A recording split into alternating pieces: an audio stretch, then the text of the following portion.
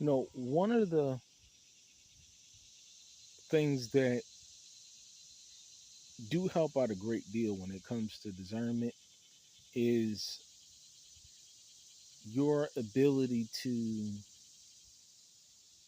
rid your personal life of as many distractions and burdens as humanly possible. Sure, we all have responsibilities, and especially as men, we have responsibilities to our family, we have responsibilities to our communities, we have responsibilities to our land, our homesteads. We have responsibilities, but I don't see any of these things as burdensome. I don't see any of these things as weighty because this is genuinely I enjoy to do it. I enjoy to uh, the idea of going out and providing for my family, going out and working, or because I can see the fruit of it. I enjoy the idea of taking my family out, or doing daddy daughter dates, or taking my son out, or taking the family out and just spending and having a good time, or providing them with things that they want. Uh, these are the things that uplifting because it says over and over, if you enjoy what you do, you'll never work a day in your life. And let me tell you, I'm a hard working man, but everything that I do, every project that I take, I really enjoy what I do. I enjoy solving problems. I enjoy looking and seeing the excitement on my children's faces when they're able to experience or do something. I get the rush when a client is well pleased with me solving their problems and creating something that is uh, damaged or something that is broken and totally ripping out and repairing it. And and a lot of people, they don't have that ability to do that, uh, but you can. Everybody can, because Yah has called us to peace.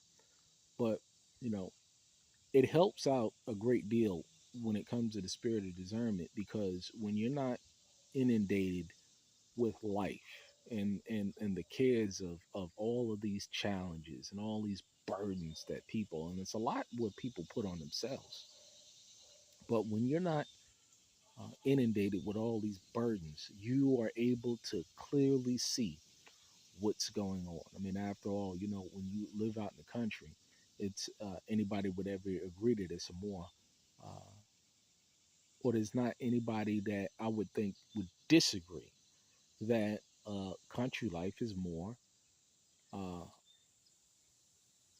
peaceful than that of a city life. I mean, I'm sitting under some trees right now, and you hear the background. This is what I hear. This is what I go to sleep to. This is what I wake up to. Uh, Peace, peace. And so wherein that lies that peace, you can develop a greater level of discernment.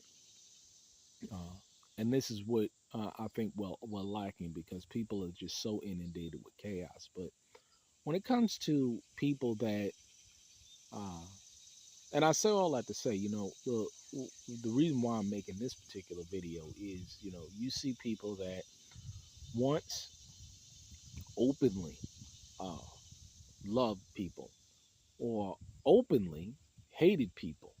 Now they openly hate people, or they openly love people. Hopefully I didn't lose people. Again, I'll say it again. You got people that openly uh, hated people.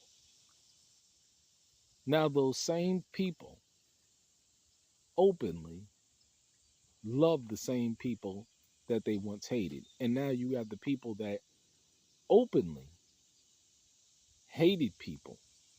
I'm talking about clear. Now they openly love one another. Let me tell you something. Uh, you can't build relationships with people. It is damn near impossible uh, based on your uh, vile hatred of another person. And let me give you an example, because this is what you see going on today, and you have to distinguish between the two, because sometimes there could be misunderstandings, or there could have been false allegations, or there could have been deceit or treachery that is working in the hearts of people, and as a direct result, that may have had an effect on relationships, and that happens. And I openly encourage anybody to mend and build relationships, because I think it's all about restoration. But you have an epidemic in society today where people, uh, because they are now scorned, like a scorned woman. Uh, the people, they turn around that they once openly, I'm talking about openly, verifiably, uh, hated these folks, spoke out against these folks. Now, all of a sudden, now that they're on the other side, now they want to profess their love and their misunderstanding, and I didn't know. And, it really is sad. It really is sad, because, it's very difficult when you testify to something, uh, when you testify to your love of someone, and then you turn around and you flip the script. uh, Me personally, uh, I have a very difficult time of understanding or receiving any words that man or woman says, because uh, they were playing a game. They were uh, they were playing a role. Their love was not real, from the depths of their heart. They were just in a position, uh, for gain. It wasn't true love, because love, it can withstand all things. The scriptures talk about love. It's just scriptures talk about true friends. The scriptures talk about adversity. It's amazing that people, they don't understand these concepts, even though they even claim to be uh, men of Yah. It's amazing.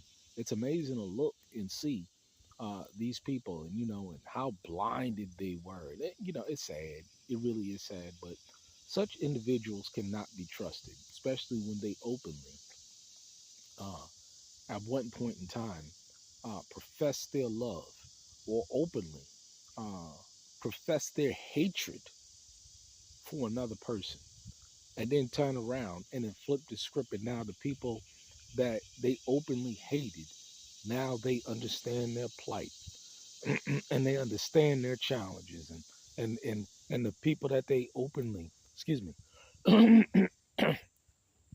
and the people that they openly love, now they're vile, and they were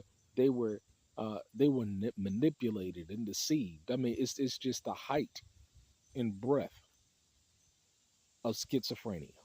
That's exactly what it is. It's one of the most demonic experiences I've ever seen, or manifestations I've ever seen, because such individuals cannot be trusted. Uh, they go to and fro with the wind. They're the kind of individuals that really lack integrity, because uh, they do what's convenient for them. They don't do what's convenient for the truth.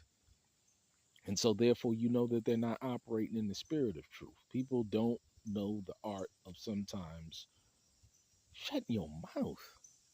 I mean, just they don't understand the art behind it. Exercising patience, because, and what I've experienced personally is that uh, when people don't have all the facts, uh, they can uh, rush to judgment or make bad judgments. It happens. Uh, and so, therefore, you have to be an individual that understands these things, because if someone didn't have all of the information or all the facts, how can you, well, really hold them accountable? Now, there's some in certain situations where they should have known or they couldn't have known. That's where discernment comes into play. But overall, you have people that are highly manipulative. You have people that are very cunning. That are very. This is what they do. This is how they live. Uh, and it's a sad thing, but all of those people, they'll all eventually be exposed. Like Cat Williams said, all lies will be exposed. This is the year of exposing the stage playing hypocrite. And I'm telling you, it's just happening again and again and again. You can't build relationships based on or with people that that exert this kind of schizophrenic behavior, because it's just a matter of time before they turn on you. Um, I remember, your preaching said it that it's just a matter of time before they're at one another's throats, because love does not bind these people. Hatred does. Bitterness does. Envy and jealousy does. Anger does. This is what binds these people, and this is why you can't get these people together to do anything at all. You can't get them together to accomplish anything at all, because the basis of their relationship uh, is tainted. Is tainted, and so therefore they in their hearts they don't trust one another. You got to understand the big play in this thing. And this is why I always say build genuine relationships, mend genuine relationships, uh, move forward in the spirit of love, not fear. But a lot of people are going to do it because they don't understand these signs. But go ahead and continue to relax. But that was just something on my spirit. You have a blessed Shabbat. Be at peace. Because I can tell you, it looks and feels a certain way. Shalom.